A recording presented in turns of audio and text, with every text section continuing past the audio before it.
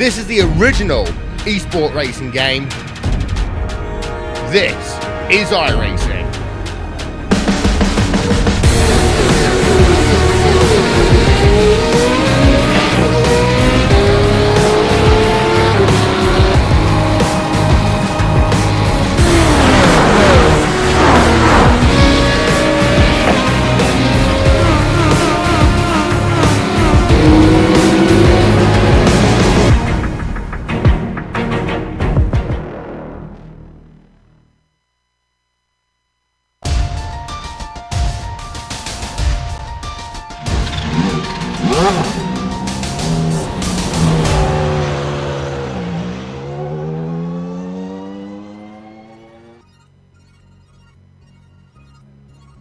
There's an old joke about how to eat an elephant. The answer is one bite at a time. Last week, Seitz took his first bite out of Holland's impressive lead.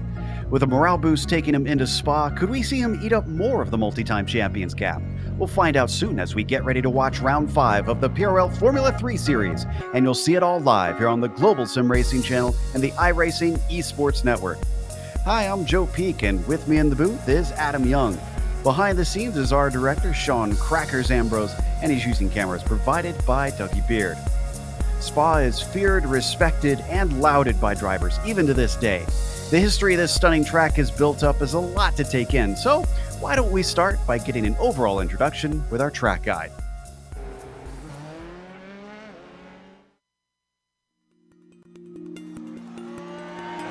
Welcome to Spa-Francorchamps. Less than an hour's drive east from the German border, this Belgian track has come to define racing for many different eras in the sport. It's no wonder it continues to entrance drivers when you look at the stats. The 7 kilometers over the course of a lap includes more than 330 feet in elevation change as it weaves its way through the Ardennes forest. Packed into this is 19 turns, some of which are considered among the most famous in the world of racing. Corners like La Source and Blanchemont have been on the lips of drivers for decades. But by far the most notorious is Eau Rouge and Rétillon. Typically referred to in name by just the first section, it dips low and swings left, then compresses and climbs to the right up a massive hill. The sequence ends with a completely blind crest that sweeps to the left and leads onto the incredibly long Kemmel Straight. The bravery required to be fast through there will pay off towards one of the most popular passing spots at Lacombe. Eau Rouge is exemplary of the rest of the circuit though. Most of the turns are incredibly fast and many include much of that signature elevation change. As jaw-dropping as the track is, you have to remember that this is the modern truncated layout. The old one, raced until 1979, was 14 kilometers in length, yet carried an average speed of 150 miles per hour. Present-day safety measures do cut down on the danger, but even in recent history, the circuit has proven deadly. It's clear why this track continues to be revered and respected by racers the world round.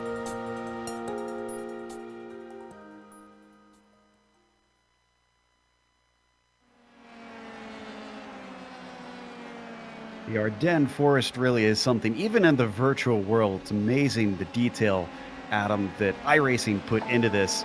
And I'd say that this is a worthy representation of what is really a well-loved track. It is. I mean, and this is one of my favorite tracks on iRacing, bar none, just anywhere. I love it. Of course, out here in Belgium today at Spa, famous corners such as Wuhan and Eau Rouge. I mean, the history here writes itself. Been around for forever and a day. And if you know anything about auto racing history, I'm sure Spa's come up at least once or twice. Of course, we're running the classic pits layout here for today, which also means that the start finish line is after La Source. So be paying attention to that. 19 turns around here, 4.35 miles, 7 kilometers exactly. Joe, these F3 cars, they put on a pretty good show here. It's going to be a drafting battle out there. Certainly will be something we'll talk about a lot during this broadcast, I'm sure. But let's head over to a mention of our sponsor. Ready to compete against the financial markets? Supporting over 60,000 users across the globe, NinjaTrader provides award-winning trading software and brokerage services. NinjaTrader is always free to use for advanced charting, backtesting, and trade simulation. Visit ninjatrader.com to get started with a risk-free trading simulator and start tracking your performance. Big thanks to NinjaTrader for sponsoring this season once again. This season, which has been led once more by David Holland and the championship points. But that is a little bit smaller this week compared to what it was last week, because Greg Seitz, finally our second winner thus far. Last round, of course, at Road Atlanta went in his favor. But what about today? Warm-up's been looking good compared to Holland, of course. Seitz still has a long ways to go, so Roy is only about 6 points behind him, too. And then you can see Rod Clenard only 4 more points back from Soroy as well. And then James David 5 more points back to make up the top 5. Essentially second to fifth. It's really tightly packed together, and just one mistake could send you tumbling down the order up at the top of the group. What about the team's championship here, Adam? Yeah, the team's championship, usually a good one here in the PRL. And really, 55-point gap between Vantage Zero and Lavoie Motorsport. Believe me, with the way the points work here, a lot of that could evaporate in one race. And that would put Lavoie Motorsport and Vantage Rosso right there in the battle for the championships. It's definitely worthy to watch that. Davidson Motorsport in fourth, 67 points behind, and Rust Racing 76 points behind you. And let's take a look at the race details as well for today's event. We are in round 5, so this will mark halfway for the 10-round season. 45-minute races in this series, and they do have open setup on these little F3 cars, so drivers who get in there and fiddle can find some more speed out of that.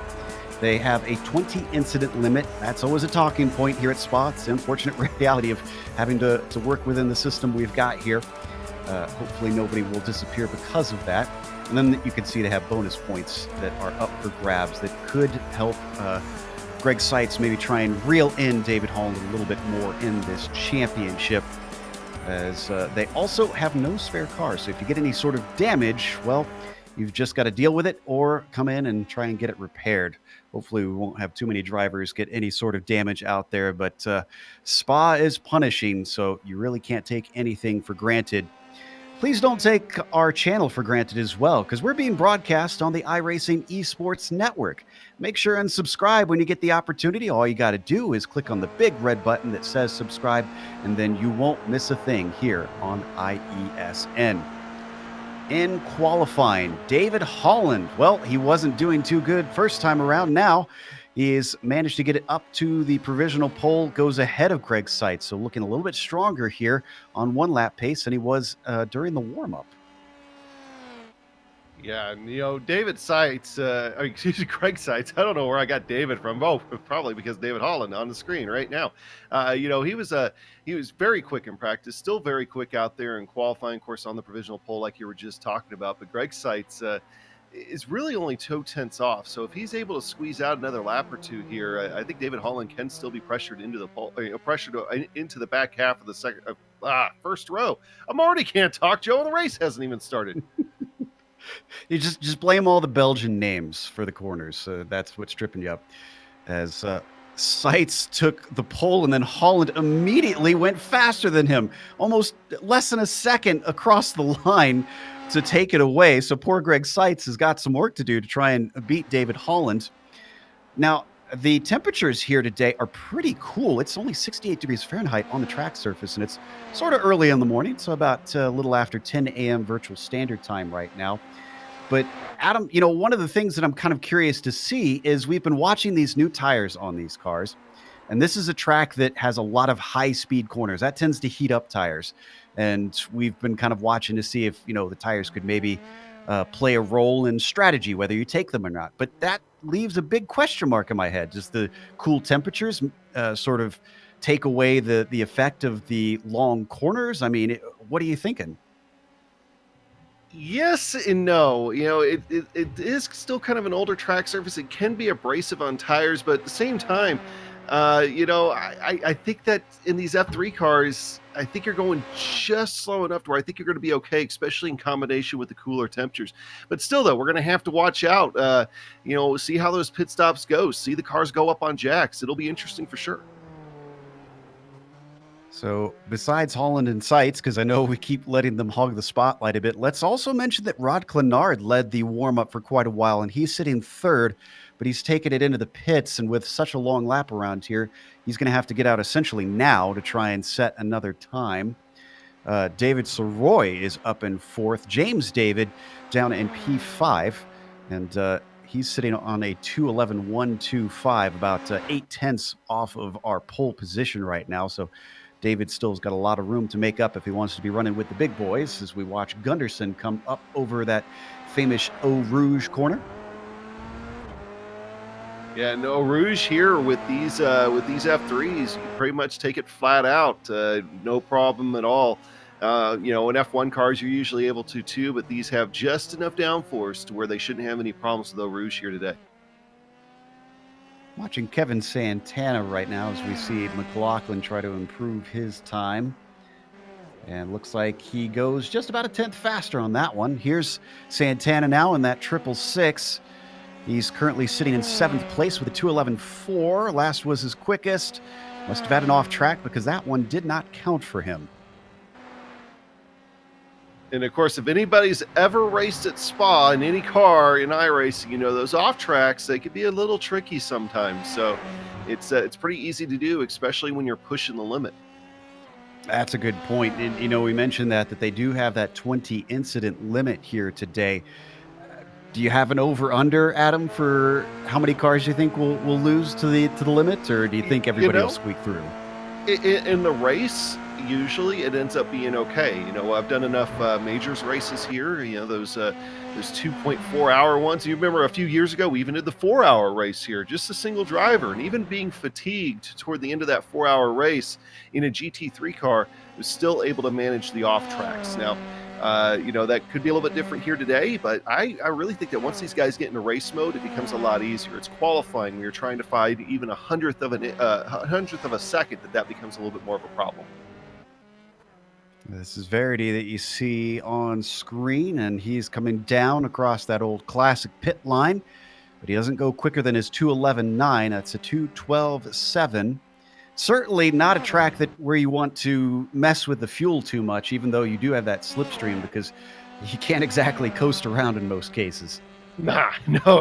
And we've seen it happen here before, where people have run out of gas, and yeah, you're not getting back around. And the tows here, they're long, so if you mess up fuel calculations or whatever, you're going to be taking yourself out of anything. I always like to put in a little extra here just because it is so tough, and it's one of the longer tracks in iRacing as far as what these guys are going to run.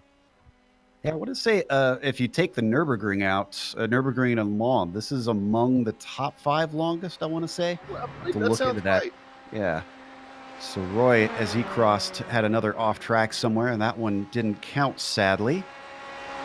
Looks like Holland's back in his pit stall, so he's actually done for today.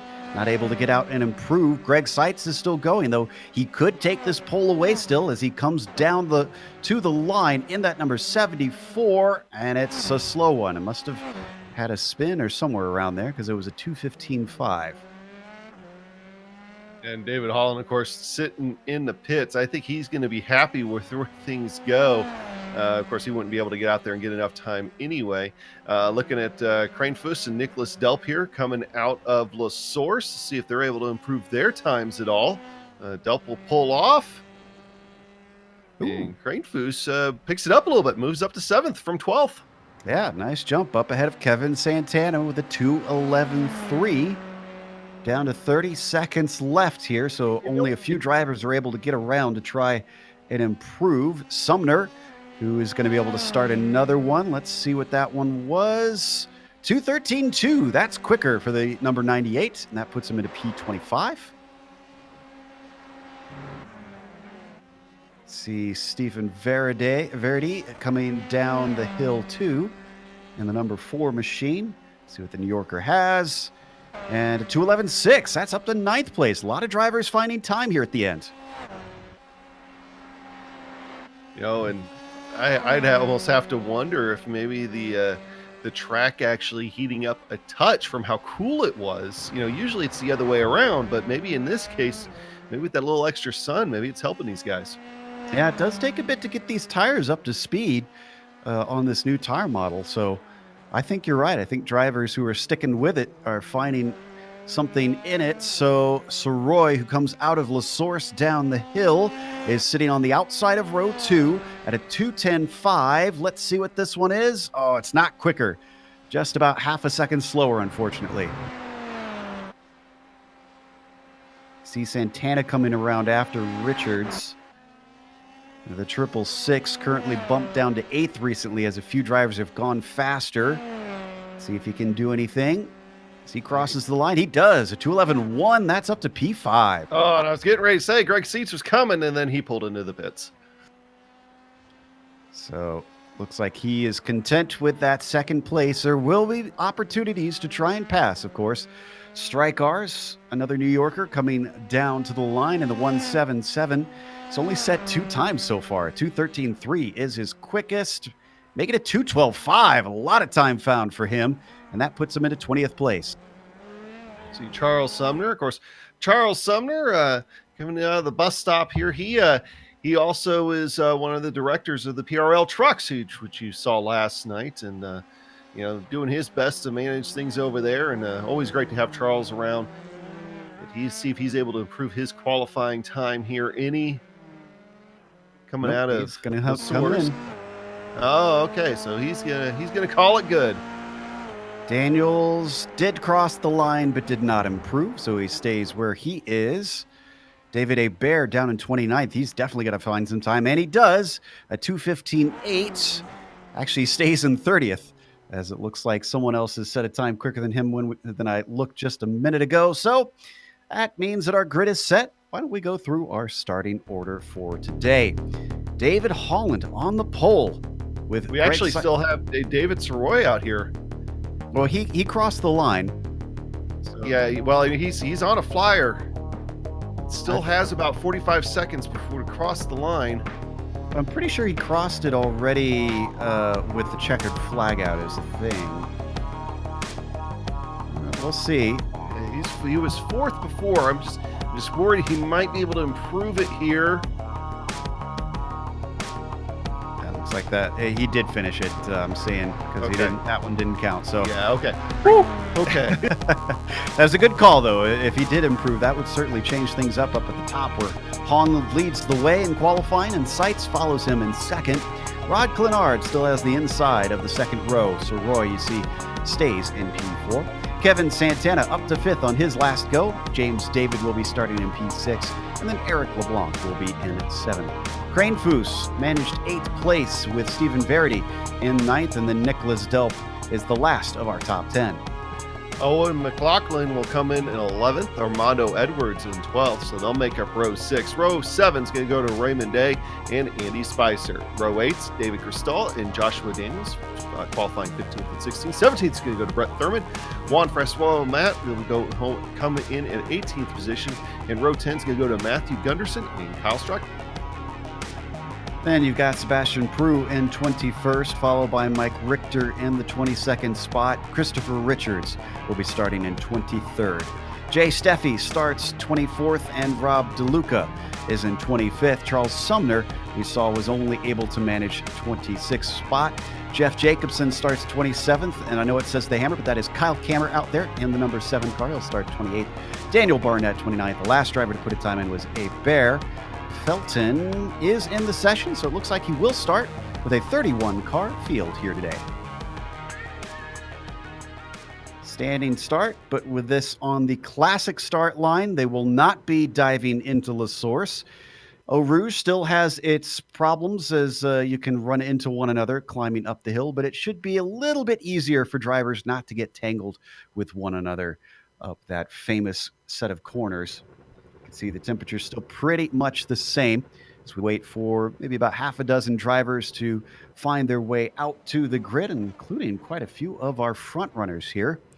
Santana, one of those, looks like he's now found his way out. Seitz waiting on him. James David, those are the last two as they get their setups all tweaked and ready to go. Is David going to join us, or is he going to start from pit lane? He is going to join us. Everybody is out there. So the engines will start to rev. The lights come up here at Spa-Francorchamps for round 5. Green flag is out. off the line. Not the best as starts there from Holland at first, but now he starts to get into it. Seitz immediately slots into line. So does Clenard. Santana manages to get ahead of Soroy. Gets into fourth place there. Mostly single file as they come over Radillon. Yeah, but already you're looking at Greg Seitz trying to take that lead, and you've got, looks like Rod Clenard trying to use that draft as well. Top three, getting a break. This will be the first trouble area going into Lacombe as those tires are still cold. Seitz manages to take it under braking. Holland falls to second. Clenard stays in third. Behind them, it's all clean through Lacombe. Good start for the field in the first set of corners, but we're not out of the woods yet. Down through Ravage and into No Name. All of the drivers snaking into the valley at this point.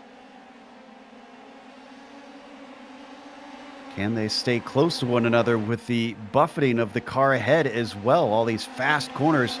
As we mentioned, there's downforce involved, and staying near the driver in front of you could prove a challenge. It does, and the aero wash in these cars, especially through the more high-speed corners, is very real, and that'll be something to watch out for. Particularly, I think, we go for our first trip through Blanchemont here in just a moment. That'll be one place I'd really be watching for the aero wash. Extremely fast corner. They're going to be coming through in just a moment as you see them off of Stavilo now. Greg Seitz still your leader. Holland hasn't really been making any moves that we've seen.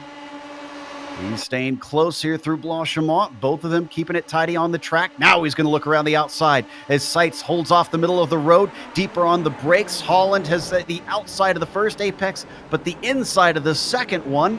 They come onto the current GP pit straight with Holland retaking the lead. We ended up with our first casualty out of Blanchemont, and that was Matthew Gunderson with a hard hit, and Sebastian Pro is just all tore up back there. I think also Jeff Jacobson was trying to take avoidance maneuvers in that, and he wound up off course with a lot of damage. I saw a lot of parts scattered. We'll come back to it in a bit. First, though, I want to see if Seitz tries to fight back on Holland. He's got a good slipstream. I think we're going to see a lot of this today based on what we're seeing. It's not close enough to take advantage. Holland, is he going to try and come back at him? Nope, he's covered off. His Seitz blocks off the road. So Seitz, the leader once again. Holland into second. Soroy is into fourth now as he overtook Santana.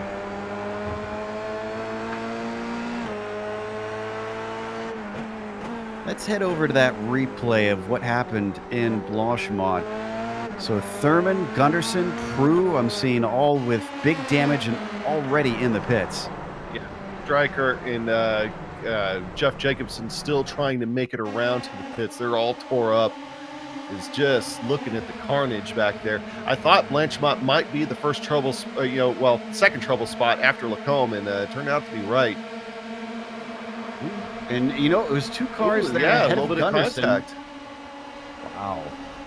Not what you want to see. That Stryker is involved in it. We're going to look from Kyle's perspective. Just did not anticipate that car getting its nose in. It was just from there, a chain reaction as everybody behind had to scatter to try and avoid. Meanwhile, let's head back up to the front because Greg Seitz is under attack once again. David Holland going to try to do the same thing. It worked for him last time. Is it going to work a second time, though? Nope, not this time. Rod Clenard was thinking about doing the over-under there for a second. He's going to back off as they head toward La Source. So interesting. Not sure if that's Holland just not deciding not to be as aggressive or if that was Seitz chopping him off there. The second part of the bus stop. They come to complete another lap. And let's see, how many do we have here in this top groups? Looks like it goes back to fourth with David Soroy before it breaks up, and James David has lost the draft. Oh, and here comes Holland again. He might have enough room here to clear him. Greg Seitz trying to grab as much of that side draft as he could. He's going to slip in behind him. I know that's a term that we use a lot in stock cars and things like that, but it's very real in these F3 cars. So clean pass up at the front once more. Behind them, I mentioned Santana has dropped off, or well, James David had dropped off. Santana's actually passed him, and Eric LeBlanc is the third in line, this little mini group we've got from 5th to 7th. Oh, we had a problem with Daniel Barnett. Yeah, it was just a self-spin for him. He's back on track. Everybody managed to avoid him. Didn't hit anything as well. Stayed out of the wall. He's down to 25th.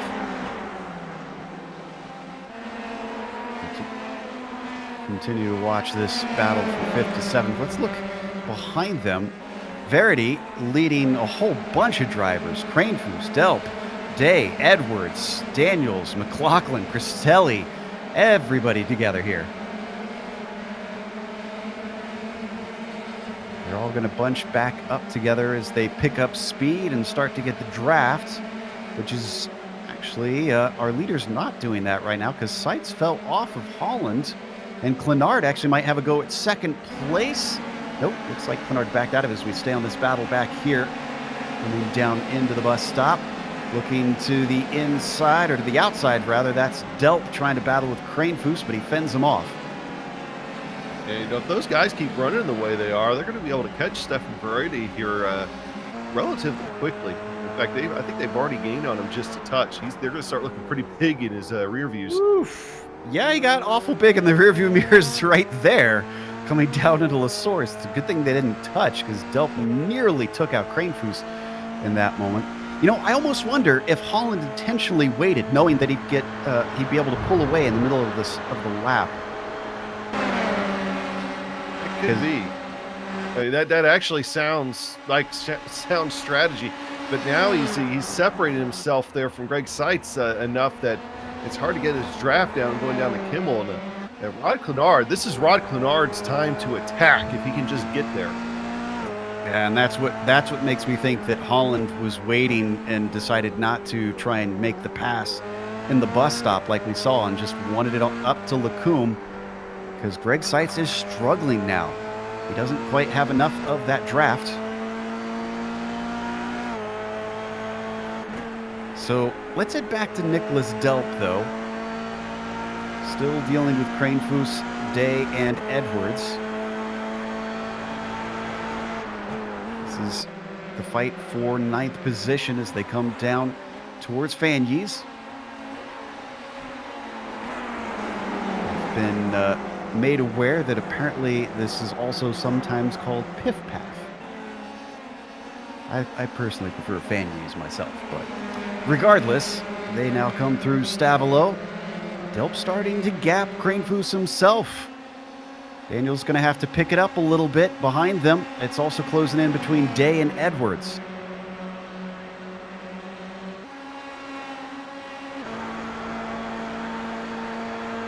Look at just how things are just now starting to spread out, both lead pack, except for that front pack. I really think that Holland didn't have himself the best second half of the lap there, so Seitz was able to close in just a little bit, not a lot, just a little bit. We'll see if he's able to get his draft, but still, though, this battle here at Raymond Day and Armando Edwards that you have on your screen, just looking at Armando's been pretty quick himself here the last little bit, and see what he can do. Of course, he's just trying to get that spot back from Raymond Day after getting passed earlier on. Come down into the compression here, heading into Eau Rouge, and it's going to get light over Radion. So far, no dramas through that corner for everybody. This is looking good for Cranefoos. He's starting to reel in Delp. You can see everybody trying to follow in line. Someone there dipping the wheel in the dirt. But Daniel back off. But same with Armando Edwards, had a huge run on Day, and he decided to back off. I wonder if we're starting to see strategy now. Drivers looking to try and save a little bit of fuel. But up front, Rod Clenard now around Greg Seitz. How did that happen? I'm guessing that was just a simple slipstream pass. I'm gonna guess so. I'm going back and looking myself here. Yeah, pretty much. Easy pass for Clenard. We don't need to go and watch that. Last time by the way, he set the fastest lap of the race so far.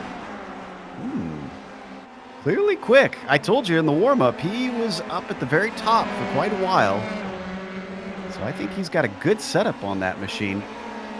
Come around the double right-hander, trying to get as much speed as possible because from here, it is flat to the floor all the way until they get to the braking of the bus stop chicane.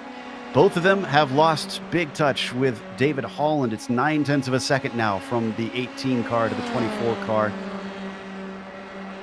This is not good news because we've seen in the past, if David starts to stretch away, he is hard to catch. Very interested to see what they come in at this time as far as lap times. And David Holland. Go ahead. Sorry, Grainfoos had to fend off Day, who was going to try and make a pass on him, but just couldn't quite do it down into the bus stop chicane. And that backs them up, actually. Armando Edwards getting ever closer in their mirrors. They might even bring Josh Daniels in. He's going to be the fourth in line. You might get a peek of here in the background is locking him up. That was Grainfoos once again going a little deep into the corner. This is certainly going to give a big slipstream once they get to the top of the hill.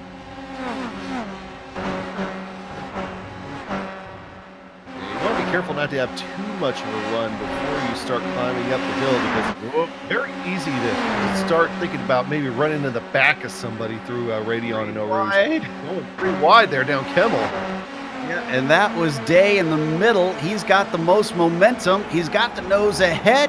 He's going to take the apex away. Edwards manages to get past Grainfoos and fins him. Oh, and Daniel spins it coming out of Malmedy. 55 was trying for a cutback, it looked like, and just took it way too far over into the grass. And it doesn't take much right there. He just snaps right around on him. And it took him a good long while before he was able to get back on track, too. Teammate to Sights, unfortunately, going to lose a lot of points there. They were looking at a decent points day for the team championship until that happened. See him headed down the hill into Puhan now. I'm counting 10 spots lost for him, from 10th down to 20th. Clenard's gap to Holland has increased significantly, 1.7 seconds now. Something must have happened for the 24 because he dropped a lot in just a half lap since we last looked. Yeah, I think he started thinking a little bit more about... he just got turned! He just got turned by Sights! I think Sights was not anticipating him braking when he did into the bus stop chicane, and that's actually going to allow Soroy into second. Let's look at the replay.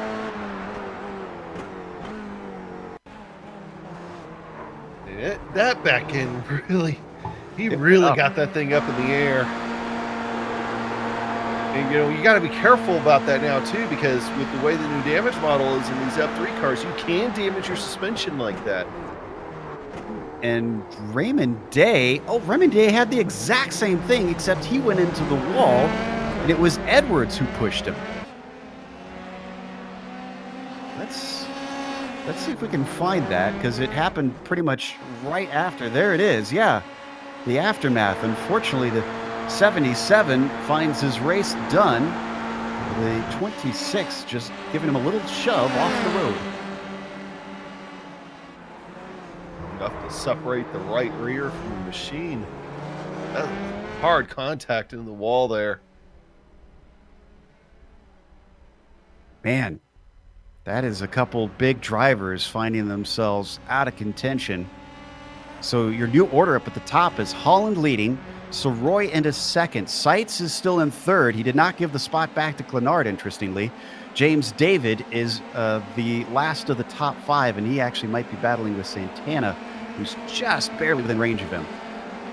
I would suspect that Sights will end up giving it back to Clenard at a point where it's not going to hurt them both, because they both had to get on the pedal real fast. Richter is off course here. This happened with Kyle Kammer. And it's the same thing. These cars almost need brake lights, it seems like, because third incident in a row where it's a driver just gets into the gearbox of the car ahead. And it's all that's all in preventable places too. Like, you know, there's going to be hard braking.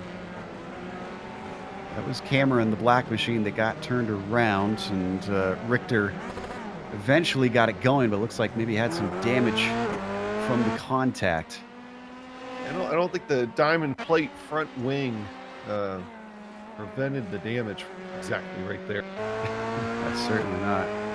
You know, Rescue Racing, you know, they got some of the best paint jobs I've seen out there, and I like their mission too. You know, it's rescue racing for rescuing animals, and you know, they try to raise money for nonprofits that are, you know, out there, and it's really cool to see them see what they do, and their paint schemes are just awesome too. Yeah, I love the ideas that they come up with. Let's head back to second place. So Roy is being chased by Seitz with Clenard just behind him. This is a three-way battle to settle out second place, about 3.5 seconds a gap up to David Holland. Unless something happens to David, maybe some lap traffic or a mistake, his pace has been pretty good thus far, so it's not looking hopeful for them to try and challenge for the win. You know, and the bad thing about that, though, is, you know, especially for Rod Clenard, is Rod Clenard was catching him. It wasn't a lot. You know, it was about maybe 1,500ths every single lap. But eventually that he would have been able to get back in the draft and saw that gap close up even faster. But now, I mean, all Holland has to do is just stay out of trouble, and he'll come away with it. As I don't think there's anything that Soroy can do to, you know, to catch up to him. In fact, Soroy's going to have his own trouble here with Seitz and Clenard in the next few minutes. Based on him not really being as close to them earlier, I suspect that Seitz and Clenard should start to reel him in bit by bit. Of course, it won't always be easy. They all three seem to be pushing currently, coming now through Blanchimont. Soroy is out of reach, so if Clenard and Seitz find themselves squabbling, they could lose a little bit of time, but they're going to stay single file here into the bus stop. Currently have 25 cars left running. 24 of them are still on the lead lap right now.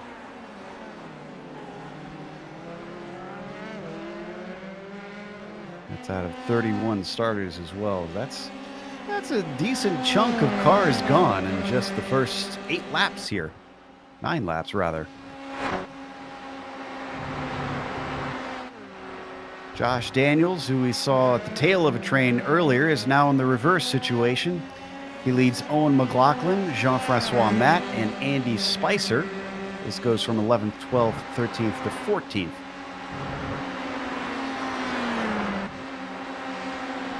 Daniels going to give a little bit of a tow to McLaughlin up the Kimmel straight. Owen is there or thereabouts. So looked like he didn't have the best exit off of Radillon, though.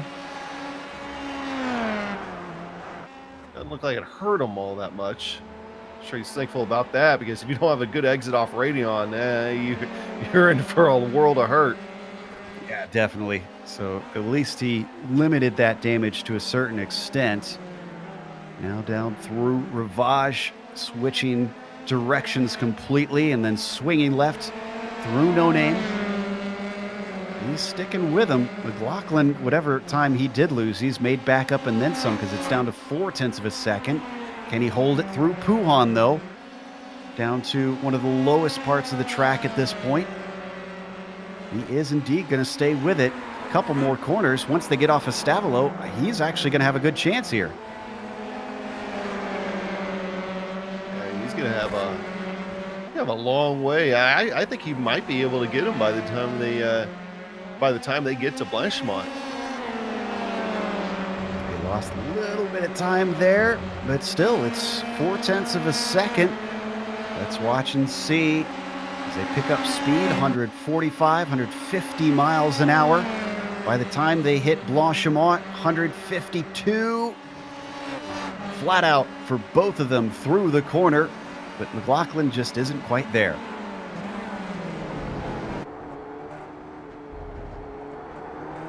Keeping half an eye on Soroy, Seitz, and Clenard. And actually, I think, oh yeah, Seitz is there.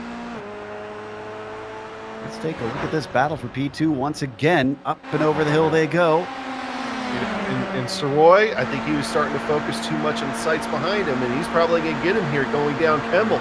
But, you know, for a little while there, Soroy did have a lap or two where he was faster than Holland, and that's all going to be gone right there. Yep, there he goes back into third. Sights back into P2 where he started this race. But he's now got that 3.5 seconds, which hasn't increased since we last looked. It's stayed about the same up to David Holland. Yeah, it got down to about 3.2 seconds there before this last lap. And it's like, David, if you're listening, man, I said back it off a little bit. I didn't say back it off that much. You know, you're not going to be able to do that with sights now in second. So with all the attrition we've had, there are some drivers who've made some good climbs. Christopher Richards, I'm seeing from 23rd to 16th is not bad. He just lost a position. He was in 15th, and Jay Steffi managed to slipstream by. Steffi's similarly made really good inroads, 24th to 15th for him. So those two have been climbing upwards.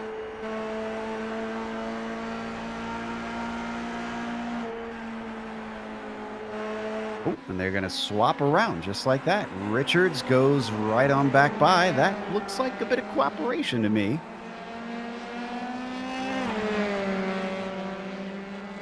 We won't pull out the DW, though. Don't worry. Are you sure? I think you do a great DW. Yeah, no thank you. Let's head up to the front once again, because Soroy's still holding on to sights. And this will be telling. I don't think he was close enough to try to pass into the bus stop, but if he stays as close as he is, he'll get an opportunity up into Lacombe. Speaking of bringing... Whoa! No, we won't get an opportunity because Sights is heading into pit lane. So a bit of an early stop here, halfway. Maybe he just feels like he's losing too much time sitting back there playing with those guys. Could be trying to get himself on some fresh tires and see if that would get him a little ground. Santana also in. Dalton is taking tires. Which, by the way, Raymond Day has made it back out onto the racetrack, so trying to get whatever spots he can for the team battle here, since he's on Vantage, and you already have Rod Clenard up there running in the top 3. Matt pits, Spicer pits. Cristelli took his a couple laps ago. He was the first one in. We didn't really report on that. We watched looks like, oh yeah, another driver up there taking tires, trying to figure out who that is in front of Matt. But I was about to say, speaking, that's 80 Spicer. Speaking of DW at Spa, one of my favorite memories is hearing some of the NASCAR commentators talking to Mike Waltrip, who actually did an endurance race here at Spa in a Ferrari. So I can't imagine the experience for his co-drivers racing with him around this track. I'm sure that was an experience. Meanwhile, heading back to Steffi, who's dealing with a charging crane foos, trying to come back through the field. I wonder if actually Daniel took this spot back recently. Yes, he did. So did Steffi have an issue? I wonder if Steffi had a slowdown penalty. Yeah, I think he did. He's going slow for a good while. I think he did. I think he clipped it just enough in Radion and Eau Rouge. So he kind of waited till the last second to be able to serve it, but he did. It was around a lot of cars, so it looks like he kind of needed a spot where he could make it happen. Oh, and Soroy and Clenard are responding, so is James David. They saw Sights go in, and they're not going to let him get away with the jump here. I'm going to assume since Sights took tires, we'll see the rest of these guys do it too. Let's see. Oh, Soroy. No, Soroy does not. Neither does Clenard. And where is Sights? So they're going to beat Sights out, it looks like. 7.1 second stop for the number 74. Soroy is ahead. And looks like he's got speed, though. So he will have momentum in his favor, but it was just quick enough. I don't think he's going to be able to catch Clenard before the braking. So Clenard and Soroy managed to jump sights, but what are their tires going to be like come the end? Yeah, that was a big question that we had during the pre-race. What was the tire wear? Well, so far, Holland has not responded. He's just chilling out there with what is now Holland's going to wait till the last possible second to come down, I think. He's in a good spot. Keep turning laps right now. Well, for a second, we had Mike Richter up at the top of our timing and scoring, and I guess it was a glitch because he's gone back to 20th, so I wasn't sure if he had a wreck or not there, so everything seems to be fine for the number 51.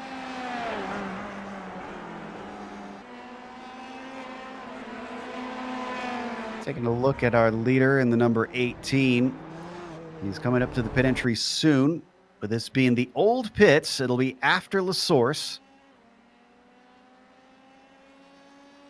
Eric LeBlanc holds second place for the moment. Verity third, Edwards fourth.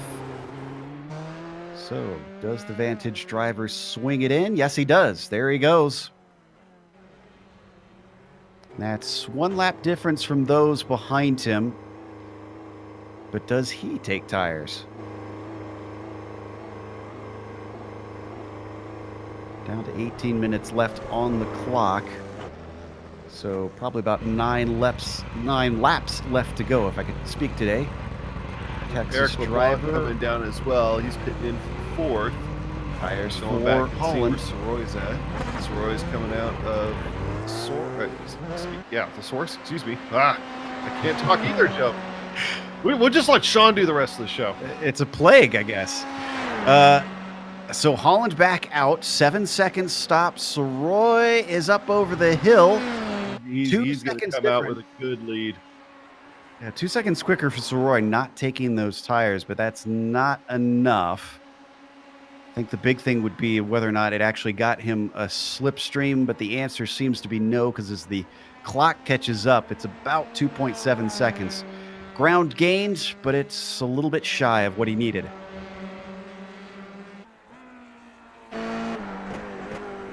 And that's just about everybody having pitted. We're only waiting on Armando Edwards, who apparently has got a very light right foot here at Spa, because he's the only one still going. And he's going to inherit the lead here, at least for a lap.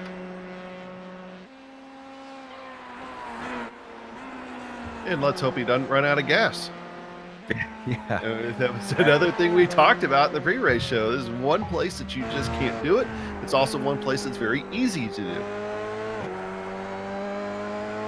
He's coming out of Stavelo now. Stavelo 2. Been renamed in recent years to Curva Paul Frere. Not exactly a well-known Belgian driver, but more power to him, I suppose. Out of Blanchimont now. Edwards leads Holland by 6 seconds, but that's all a bit of a moot point here, since we're waiting for this bright purple and yellow machine to head its way down into pit lane and take its scheduled service. Haven't missed much in terms of the temperatures. It's already 11 a.m. virtual standard time here in the Ardennes, but it's still about 70 degrees Fahrenheit. This battle has not gone away between Soroy, Seitz, and Clenard. Now, Seitz has managed to get back past Clenard since we last looked. So he's up to third place. He hasn't been able to overtake David. Edwards comes in, so they all move up one position. Holland back to the lead. This is now a battle for P2 instead. So that gap there was, going back first to second. Before the pit stops, we was talking about it was about 3.5, 3.2. Now it's down to about, I believe that was 2.8. So it did shrink a little bit. Seitz gets around. It's David Soroy for second and shuts the door before Rod Clenard's able to get there. But Rod Clenard should be able to have a good run on him here. Rod Clenard's fantastic in this portion of the racetrack today. And this is not what Seitz wanted in terms of the situation today. I mentioned that he only finally beat Holland last round for the first time. Wow, they took a lot of that AstroTurf there on the exit. Got to be careful because it is slippery. But yeah, I feel like Seitz has got to be watching this and feeling maybe a little bit frustrated because he's going to not only lose more points, but this will mean, if it finishes how it is, that Holland will have won 4 out of the first 5 rounds, and that's half the season over right there. You know, when you think about it, it didn't have to be like that because if that contact didn't happen earlier between Seitz and Clenard, they would be right there with Holland right now. Yeah, that's a good point. And that's not the first time that contact with another car has hurt a race for Seitz. The first round, he and Holland came together in Japan, and Seitz unfortunately wrecked out while Holland went on to win the race. That's what caused such a huge gap as things are, despite the pace that Greg has been showing every round thereafter. Back onto the new front stretch once again. Soroy starting to drop off. Clenard still keeping him under threat, but this is what Greg Seitz wants, to not really have anybody to hassle him. Oh, but Seitz bobbles it coming out of La Source, and all that time that he gained goes right back, and the slipstream gets right into the hands of the number 19 once more. Well, while that calms down for a second, let's go take a look at the battle for P8 here, and that's pretty good. Yep, that's coming around La Source as well. I'm actually, you know what? I think Seitz might be overtaken. Nope, we can stay with this. So I was going to say, I thought maybe Soroy was going to try and fight him back, but he decided not to. But we'll get another look at a slipstream battle as they now come on to the Kemmel Straight. Up and over the hill, we ride on board with Daniels in 10th, following Edwards and McLaughlin. Here in Jay Steffi might have had a problem in the 247 machine. Ooh, a very strange problem. He spun it out a long time ago. We'll have to go to a replay about almost a whole minute ago. This started on his own, and he just sat in the middle of the track for a long time. And then eventually somebody hit him. It was Andy Spicer, and then he's thinking about when can I go around? And he goes around, and I think that was Charles Sumner. Yeah, Charles Sumner was right there. And then they kind of get locked together for a moment. Yeah, there you see. I don't know why he just stayed put. The only thing I could think, maybe he had a hardware problem. It could be with the way it snapped around. Maybe brake pedal went to the floor or something. Or, yeah, maybe all pedals just went. That too. Just had no inputs, and that would explain why he didn't take off afterwards. See, Nicholas Delp just disconnected. Go back and see if something happened to him, or Let me see. Ooh, and that replay that we just saw of Sumner, that's damage on the front wing. That's not what you want right now. So there's a decent race ruined for him, unfortunately. yeah, Nicholas Delp, it's a connection issue, and he did that, so that's going to cost him a top 10 spot here today. Well, let's look back up at Rod Clenard and David Soroy. They've since swapped positions, and Rod is up to P3. I think they're going to switch back around. Nope, David is going to back out of it by the time they hit the braking for Lacombe. These two are under no threat from behind.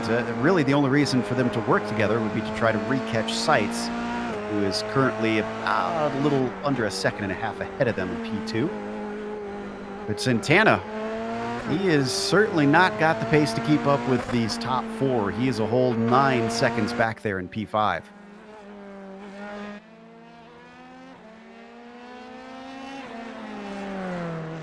Just looking at everything here, Joe, and you know, you still have some of your guys that are able to take advantage of things like Joshua Daniels and Stolly. You got a couple of people that fell, like James David, but Yeah, overall, I mean, these guys, especially in the top 5, I mean, well, really the top 6, all starting at or where they were very close to start this race.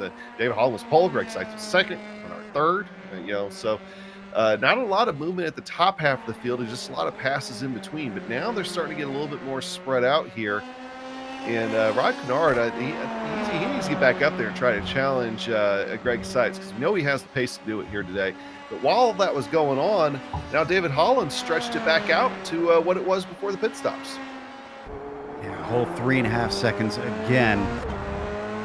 He's certainly keeping everybody at arm's length. We're right on board with our leader now. His quickest lap, though, happened pretty early at 2:10.9 on lap 4. And he did take tires, mind you.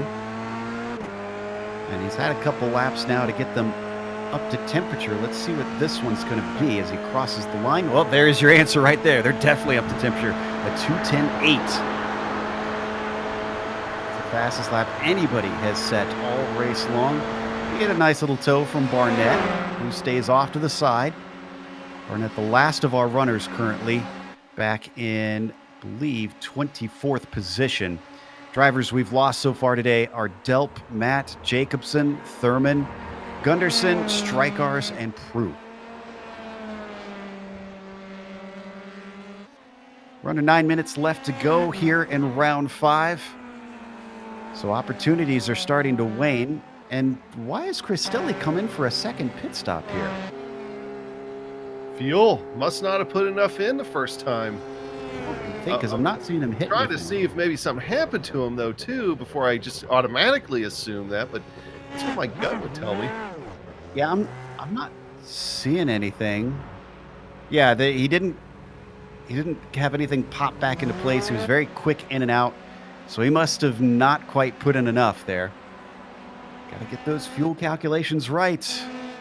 Back in 8th place, Edwards and Daniels. These are two drivers we've seen a couple times this race, and they're not willing to give up the spotlight quite yet. This is one of the closest fights on track currently.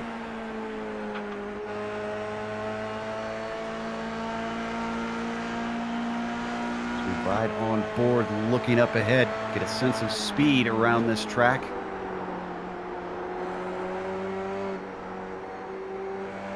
This is one of those cars that does indeed race here at Spa, the F3. Granted, this is the slightly older version here on iRacing that does not have the halo on it.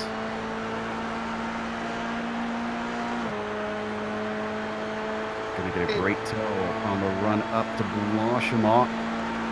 Yeah, I was going to say that pull him in. as much as the halo is improvement as far as real life safety and everything, I'm okay with it not being an iRacing game. Just And looking to the outside, down into the bus stop, Edwards is going to be able to fend him off. And he's going to stick with it with a good exit coming onto the front stretch up toward La Source. Takes a look to the inside, but Daniels elects to come back to the racing line. Interesting note about the halo, though, from what I've heard of people who've tried it in other games, is that while if you look at it normally on like a single screen or a triple screen, it's a little bit hard to see around. If you have a Rift or a VR set, you don't even notice it apparently, just from the dual vision effect. Yeah, I've heard that same thing too. Especially when you talk about as we look at now coming back here on Edwards as Daniels, he might be able to get it. He's going to have the inside. He's going to have to slot back in. But that's what a lot of the guys say about the debris deflection device on the IR18 is that if you're VR, it really doesn't affect it. A lot of us guys have just kind of moved our seat, quote unquote, up to kind of get around it, but it's still hard. Yeah. There are other not PG nicknames for that thing too. They're kind of out there, but it gets distracting. We had a single car spin. Don't need to go to it, but Rob DeLuca finds himself in 19th, and I don't think he lost any positions with that mistake. This was down at the bus stop. Joe, I just realized you got me up on my soapbox there for a minute without the proper disclaimer, and it took almost this entire race for it to happen. I know how to keep things civil here. So 5 minutes left to go. And I'm curious who will be able to remain civil on track with the few battles we've got. I really think going back up close to the front, I think Clenard he's starting to reel in sights here, slowly but surely. I'm beginning to wonder if it's going to become become just a run out of time thing by the time he gets there. I find it fascinating as well as we ride on board with Clenard trying to chase Greg. He's leaving Soroy behind, and I've been noticing this more recently with these cars with the new tire model. It seems like the pace over the course of the stint can vary depending on your setup, it seems. Because some drivers seem to just start to fall away towards the end of stints. They really do. And, you know, you're seeing that right now with David Soroy. I mean, he's really fallen back behind those guys when he was conditioned. You know, when he was up there. I mean, it's just the difference in just the run, and he's on the same package right now that Greg Seitz is on. Ooh, I think Edwards and Daniels are going to be side by side, with Edwards to the inside coming up into Lacombe once again. But Daniels is not going to give it up this time. He tries to fight back, and Edwards is going to be able to get P8. Daniels still doing what he can to try and finally peel that thing away, but he's having a hell of a time.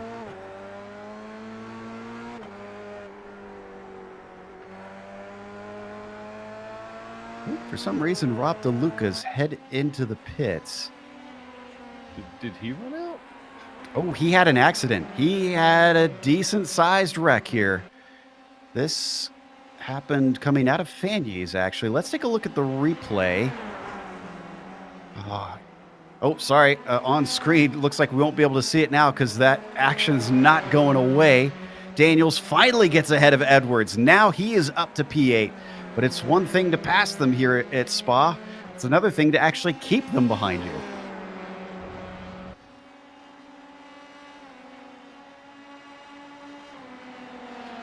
Let's wait and see if we get another pass here once they come up to the bus stop. If there's no attempt, I think we can get that replay on DeLuca.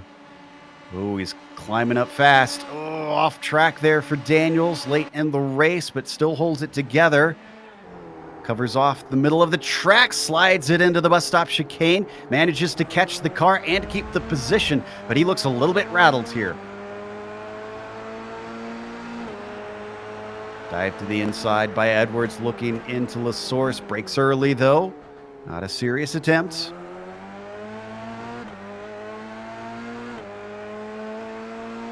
Behind them, they've got Owen McLaughlin, also looking to try and gain a position. Here you see him as we ride on board, looking back from Daniels. Quick dive off to the left there from Edwards. He carries the speed well, though. It is a drag race. Momentum in favor of Armando. The 26 could manage to have it ahead, and he does. Well clear by the time they hit the braking. Give P8 back to him. Yeah, I mean, he knows time's running out, so you're going to see more and more aggressive moves there. And that is the battle on the racetrack, by the way. Everybody else is kind of out of touch here. Crane Foos just swap positions. Top 10, but just outside the top 10, you got that Crane Foos Richards battle. I think, did Richards just take it? No, it looks like they've traded it around, if anything. But right now, it is Daniel in P12. And we're actually going to get the white flag here pretty soon. Because with less than a minute left, Holland is going to be coming down the front stretch.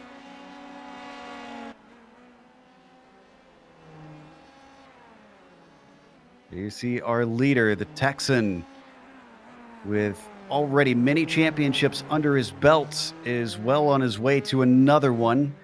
But he still has much of the season left.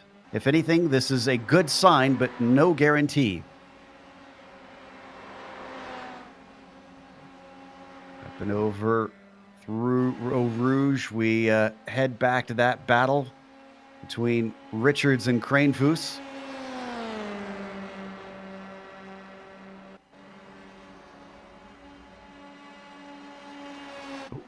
And it's going to erupt once again between Daniels and Edwards. Edwards behind Daniels. And they've got McLaughlin now solidly in their tow.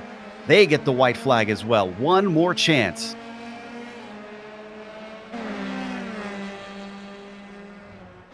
Yeah, that's gonna be a tall order, but still a doable one at the same time. Is Armando? Armando really had a good run there already on an Eau Rouge, much better than what Daniels had. I don't know if it's He's enough, he's though. just not going to have enough time before Kemmel. He's got to stay right underneath his rear wing, and maybe try to get him. Maybe even before they get to Blanchemont. Yeah, it's either going to be that or the bus stop, I think, from here on out, unless he makes a wild final dive into La Source. Sometimes it's come down to that here in the classic layout. Yeah, you see, my concern is making an aggressive move when you're trying to get down to the bus stop, even going for the position at the end of the race. That could be dangerous. We've already seen it a couple of times today. If I'm him, I'm trying to make that move before Blanchemont, at least having my nose in there before then. That's me though. Take it with a grain of salt. I'm not a road course racer by nature. David Holland has 2 more corners to go. Out of the bus stop chicane, he responds emphatically to Greg Seitz taking a victory last week. David Holland in that number 18 machine really only got past and hassled in the first few laps, and then from there he was gone. Victory here today in Belgium for the number 18 as he crosses the line. Seitz is going to follow him home in second with another podium for the number 24. He's racking those up this season. So Roy with fourth.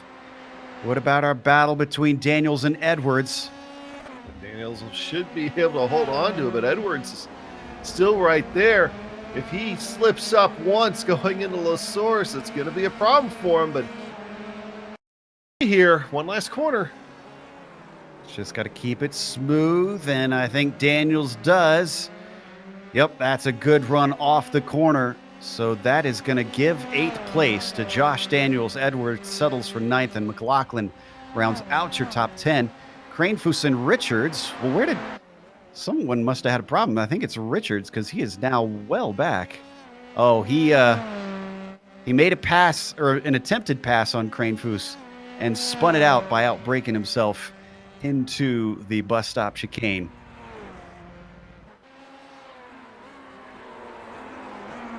Now, last cars on the lead lap are actually also still looking to try and decide 19th and 20th.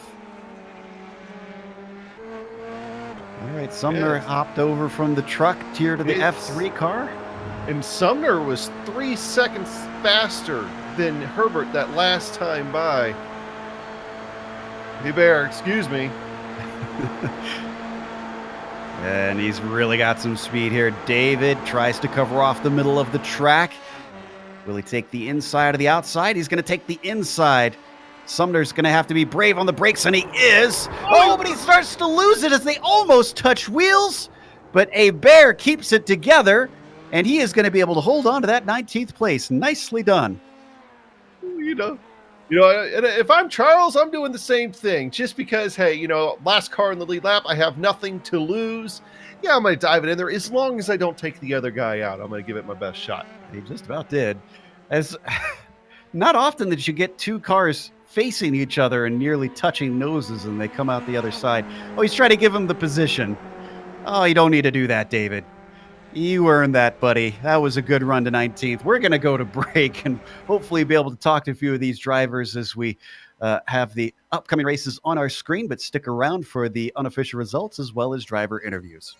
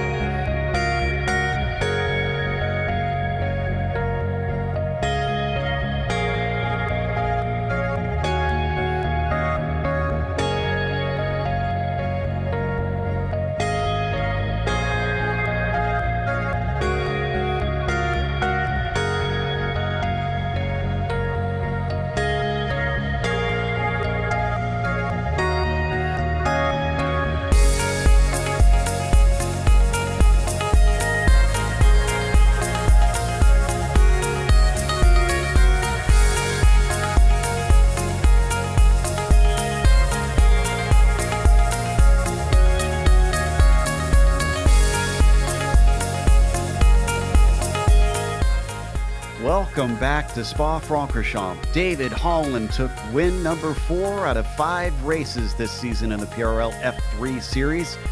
He wasn't quite challenged for much of the race. It was just at the start he and Greg Seitz swapped around a little bit. Seitz did wind up in second, but boy, he had some troubles in there. He and Rod Clenard actually coming together at one point. Clenard wound up third, with Soroy finishing P4. Santana, a lonely race to take 5th back there, with Eric LeBlanc in the 6th position. And you've got Stephen Verity in 7th, followed by Josh Daniels climbing from 16th to 8th. Very good run from him. He fought all the way to the line with Armando Edwards, who finished in 9th, and Owen McLaughlin wound up 10th. Yeah, and coming home today in 11th, you'll find James David. Started in 6th, had some problems, comes home in 11th. Same with Daniel Cranefusen. Tried to make the most out of it, though, coming home in 11th and 12th. Chris Richards coming home in 13th. 14th, go to Andy Spicer. Costelli coming in 15th. Jay Felton 16th. Mike Richter in 17th in that restoration machine. Kyle Kamer in 18th. David Cabert in 19th. And Charles Sumner in 20th. Everybody from there on down, lap down or more. DeLuca, I believe, wound up a DNF in the end. And a few other drivers, of course, behind them, not able to finish this race. But we do have David Holland ready to talk to us about this one. David, you rebounded from missing out on the win last week to taking your 4th victory in 5 races. This is a pretty good record to start the season with. Yeah, hey, Joe. No complaints there. I figured it was going to be a little bit more of a battle, but I think early on, unfortunately, Rod and Greg ended up getting into it. I think there might have been some connection issues there. And then, after that, just trying to manage and not get myself into any trouble. Both Adam and I were wondering about how the tires would behave this race because there's so many high-speed corners here at this track. But it was very cool out during all of it. What was it like with them over the course of a stint? Did the temperatures keep them from really going away? It was actually really interesting. So first of all, we were all running, I assume, up there at the front. Most of us seemed to have pretty low downforce sets, which, really made the tires stand out a little bit more since you don't have all that aero grip.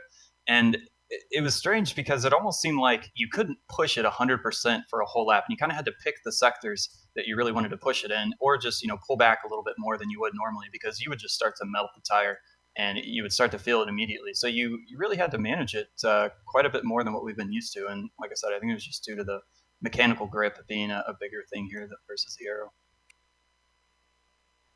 Well, looking at the schedule ahead, up next is Sebring, but there's always plenty of other tracks to consider too. Are there any that you see in the future that you consider any sort of weakness for you? It being Sebring next, I actually am not sure if that's correct, because I thought I looked at the schedule and the next track we were running, I've never run there before. I actually had to purchase it. So I don't know if it is Sebring. I'm not trying to call you out, but I actually don't think that is what it is. All right. Well, we'll double check our calendar, see if maybe we've got that wrong, but we'll try and update it. Regardless, congratulations, and anybody you'd like to thank before you go? Yeah, definitely. I want to thank you guys there at GSRC. Do a great job broadcasting every week, and PRL for organizing, NinjaTrader for sponsoring, and got to thank the Vantage team for getting us a nice setup this week. Father was in there spotting again, so I'll thank him, and the wife for being a good sport about it. There's David Holland, your winner here today. Up next, we've got Rod Clenard talking to Adam. Yeah, and just found out it's Phillip Island that's going to be hosting round 6 coming up here next week. So they'll be continuing the international swing. And of course, we've got Rod Clenard in here now. Rod, racking up the podiums here all of a sudden, buddy. Yeah, fortunately, this is a track that I'm pretty familiar with and I like on top of that. So when you get a good combination like that, a good result is expected. I'm just glad it happened. I was proud to be on the podium. Now, of course, a little bit different here as far as the, you got the draft that you're playing around with. You have the tire wear. Now, as far as the tire wear goes, we were kind of talking about that earlier on. What was your experience with it here today? My experience was early on in the race, it's quick. It's quick early. And then it just kind of flattens out as far as the grip, and then it might even decline a little bit. You really got to start hustling the car and pay attention to what you're doing with the wheel and the pedals. It starts to get a little skatey, but as long as you keep on top of it and stay ahead of it, you should be okay. All right, so now that you've had a kind of a good run here of good solid finishes, going to another track with Phillip Island next week, another flowing type of track. Are you going to be able to duplicate the result there?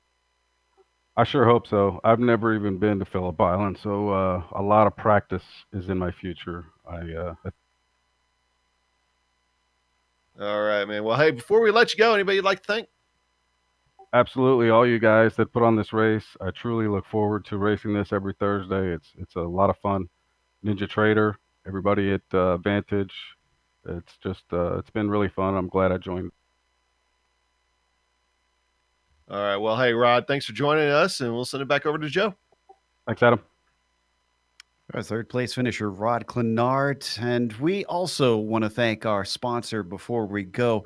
That, once again, is NinjaTrader. And if you want to check out to see what they can do for you, it's at ninjatrader.com. Also, a thank you, of course, goes to iRacing for putting us on the iRacing Esports Network. Make sure and subscribe. Very easy to do so. All you got to do is click the big red button that says subscribe. Thanks to the companies that provide the software and the hardware for our broadcasts. They're listed here on your screen. Additional thanks go to June Lalonde, who provides our wonderful music. See the screen for how to get a hold of more of her great work.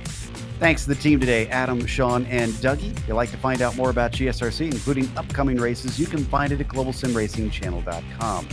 Our social media is also out there. Twitter is at GSR Channel, Facebook, Global Sim Racing Channel, and Instagram is GSRC_Graham. As we mentioned, updated info here is Phillip Island, not Sebring, for our next round. That'll be Thursday, January 30th at 9 p.m. Eastern.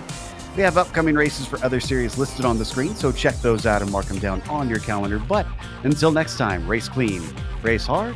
We'll see you on the track.